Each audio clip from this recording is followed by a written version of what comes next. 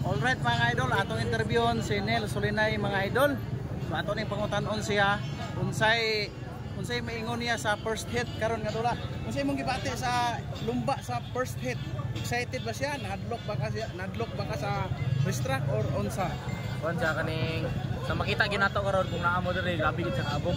So ang racetrack guba gid siya, although gi-prepare gid ta sa kuan nindot man ang layout pero ang texture sa yuta is guba gid siya tapos pan ang feel lang nako, ang storya lang nako is comfortable sa racetrack, napay kulang. Ina-try na to nga mabuhat atong pinakakaya. Unsay maingon nimo sa karong umaabot nga final karon totod unsay imong ingon sa atong mga followers, audience o sa organizer o dinhi sa tanan-tanan nga makakita sa atong video karon? Kuan una pasalamat ko sa akong sponsor MRT Racing Team or Marikis Racing Team Malaybalay. So and Motor Race Racing Philippines. So maingon ako una sa mga fans, sa mga followers and viewers na enjoy lang ta.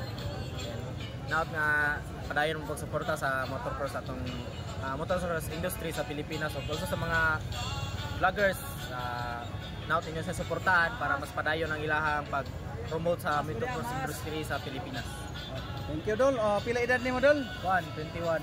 So, 21. Gid kapit inyo diri sa Bukidnon Dol. Na nakukuron kapuyo sa Barangay Kalasungay, Malaybalay City. Thank you kayo so much sa interview Dol ug sa atong mga viewers. Thank you so much.